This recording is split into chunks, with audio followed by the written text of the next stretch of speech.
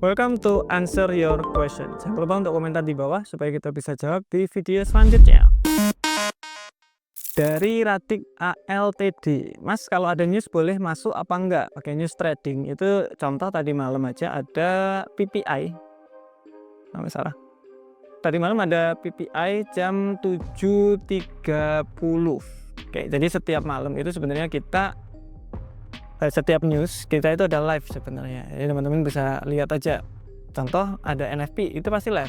Nah, entry-nya kita udah beda sama yang lain. Jadi kalau dulu saya pakai gini, ada mas sebelum news kan ada konsolidasi. Biasanya tuh orang-orang biasanya buy stop, style stop. Ada dua. Itu udah zaman lama. Nah, buy stop, sell stop. Nanti mana yang ke break ya itu yang terkena. Kelemahannya itu banyak sebenarnya limit kayak gini. Harga itu keseret jauh, kita dapatnya di harga sini. Nah, kalau untung kita dapatnya dikit, kalau rugi kita ketariknya lebih besar sebenarnya kalau gagal. Nah, itu yang saya nggak begitu suka buy stop sell stop. Cuma ya gimana, nggak bisa. Kemudian kita semakin lama kita punya namanya fundamental analysis. Jadi fundamentalis si Eca. Jadi setiap news kita langsung entry di sini. Teman-teman bisa lihat kita trading PPI kemarin langsung entry, kemudian harga itu naik, ya udah seperti itu. Jadi kita langsung aja entry, nanti terkena TP atau SL ya tergantung market. Yang penting kita langsung entry saat itu juga. Oke, dari Yosia Digital Product, Mas Tama coba bahas broker trade Kuop bintang FE katanya spread tipis. Ini menarik. Oke. Spread itu sebenarnya selalu ada. Spread itu selalu ada, di LP pun ada, liquidity provider ada. Jadi kalau ada spread sampai 0 kemudian dia pakai komisi, itu berarti nggak dilempar ke liquidity provider. Di gini market, kita kemudian ini broker, ini LP. Nah, di LP broker ini ngambil data dari LP, ini udah ada namanya spread. Mereka udah markup harganya dari harga pasar segini, udah dinaikin sedikit untuk biaya LP-nya. Jadi pasti ada biaya. Sedangkan broker dapat dari mana? Dapat dari komisi. Beda loh ya. Jadi spread dari LP, broker dari komisi. Nah, kalau ada broker yang menggunakan contoh nggak ada spreadnya Pak, zero spread, berarti nggak bakalan bisa karena LP aja sudah punya spread. Berarti gimana? Ya nggak dilempar ke LP, dibandari sama broker tersebut sendiri atau dieksekusi sama broker tersebut. Kita beli yang jual itu brokernya. Kalau sekarang kita beli yang jual LP-nya. Ada juga kalau misalkan kita nggak pakai LP ya pasar langsung. Itu kayak gitu. Jadi agak hati-hati sama spread tipis. Oke. Mungkin ya memang dibandari sendiri. Kenapa kok dibandari sendiri agak lumayan beresiko? Karena bisa ini, kalau kita rugi broker untung, kalau kita untung broker rugi. Pastinya apa? Broker di sini bisa memanipulasi lebih gampang daripada broker hanya perantara. Nah, itu perlu dipikirin matang-matang kalau kayak gitu. Oke? Dari konsep aset, saya sering kejebak fake out. Ciri-cirinya apa sih? Fake out itu yang nggak tahu ada namanya konsolidasi. Jadi market itu sedang ranging di situ-situ aja. Harga itu nggak naik, nggak turun, ya wes di harga-harga situ aja. Kenapa? Ya masih menunggu order. Maksudnya masih menunggu harga yang terbaik atau masih menunggu momen biasanya. Jadi contoh nih, sebelum ada berita yang besar, contoh bakalan keluar berita NFP non farm payroll atau bakalan keluar emas di sini benar-benar bakal dijadiin mata uang atau tidak, contoh aja loh ini ya. Sebelum itu orang-orang nunggu dong, sebelum investasi nunggu beritanya aja lah dulu. Nanti berita keluar orang baru masuk. Makanya sebelum berita keluar harga itu biasanya ranging dulu, konsolidasi. Setelah berita keluar langsung naik secara drastis. Nah, fake out itu gini, ketika harga konsolidasi kemudian harga itu naik tiba-tiba kembali lagi. Nah, ini namanya fake out atau nggak jadi naik, nggak jadi break. Ciri-ciri brake yang bagus bisa dicek di video breakout di sebelah sini. Tapi kalau saya suruh jelasin secara gampang, itu ada market ranging ya. Pastiin ada satu candle yang panjang banget. Nah, ini berarti harga itu udah break beneran break. Oke.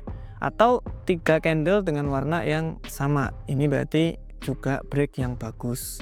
Kalau hanya breaknya itu segini, nah ini bukan break.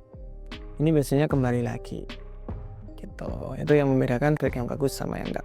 Dari user UW9K8, gimana tanggapan Mas Tama soal broker kuning dan hijau, regulasinya luar tapi nggak Bapepti. Broker kuning dan hijau, ada orange juga Pak, isinya Pak. Bapepti atau enggak, jadi sebenarnya gini, broker luar itu walaupun regulasinya bagus, teman-teman bisa cek aja sendiri. Jadi broker contoh FSA, dia udah asik, contoh udah bagus, tiba-tiba di bawahnya itu pasti ada regulasi yang nggak jelas, dari kepulauan apa kek, pasti ada. Kita bilangnya itu offshore. Nah, dia regulasinya banyak, bagus-bagus, kelihatan dia itu bagus. Tetapi ketika orang Indonesia masuk, ternyata kita harus atau kita dipilihkan yang mana, apakah regulasi Australia, apakah kita di FSA. Jadi kita orang Indonesia itu dipilihkan, nggak mungkin yang asik, regulasi yang asik nggak mungkin. Kita dipilihkan di negara yang regulasi yang offshore atau yang kurang begitu bagus. Makanya untuk manipulasi dan lain-lain itu gampang. Kita mendapatkan regulasi yang offshore. Kenapa? Ya karena regulasi ini, contoh kita masukin di asik, ya kita bukan orang Australia jadi nggak bisa, jadi kita dimasukin ke offshore. Itu saya juga baru tahu ketika ngelihat client agreement broker-broker tersebut, saya juga baru tahu. Jadi ya gitulah intinya. Oke. Tapi menurut saya selama withdrawnya lancar, depositnya gampang, kemudian setiap WT kita dapat uangnya, kemudian nggak macam-macam brokernya. Broker itu pasti jahat, tapi ada broker yang nggak begitu jahat-jahat amat gitu maksudku. Oke, itu boleh dipakai. Oke, dari Niko Setiawan, harus punya VPS dulu kah kalau punya robot? Oke, robot itu gini, menarik. Robot itu jadi contoh teman-teman ini punya strategi. Contoh saya punya strategi RSI Pak, modelnya gini. Kalau di 70 RSI saya sell, kalau di 30 saya buy. Jadi contoh gitu. Jadi kalau teman-teman lihat di RSI sini, RSI, nah kan ada area, nah kuning, ini di 70 dia sell, nah ini dia sell. Terus kalau di bawah dia buy, gitu aja.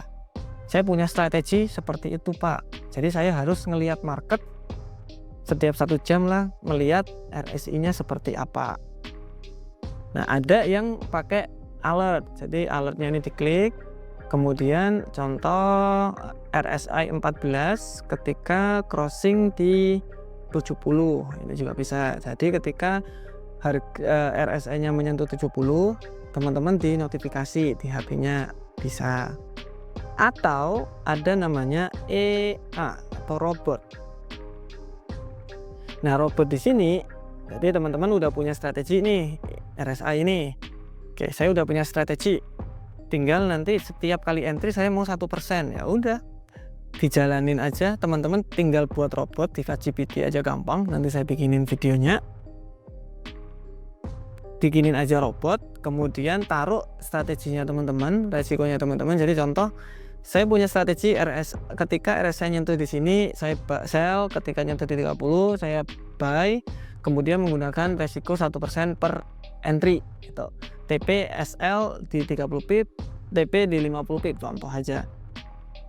Tolong jadikan ini robot trading, nanti langsung keluar, langsung kirim ke MetaTrader, langsung otomatis bakalan ke jemput untuk entry-nya. Jadi nggak usah mantengin chart 24 jam, otomatis dia bakalan entry sendiri. Nah tapi menurut teman-teman, terus gimana? Apakah harus pakai VPS? Jawabannya adalah enggak juga. Ada 2 VPS di sini namanya Virtual Private Server, dimana kita punya server tapi virtual, online. Kalau teman-teman punya PC atau komputer, bisa MetaTrader-nya diinstal di komputernya, kemudian robotnya diinstal di situ, PC-nya dinyalain 24 jam, selesai, beres. Saya nggak mau ribet mas, PC saya mahal. Ya udah beli VPS aja, sama aja. Jadi sama-sama PC cuma online. Nanti untuk ngeceknya harus remote gitu. Oke, thank you.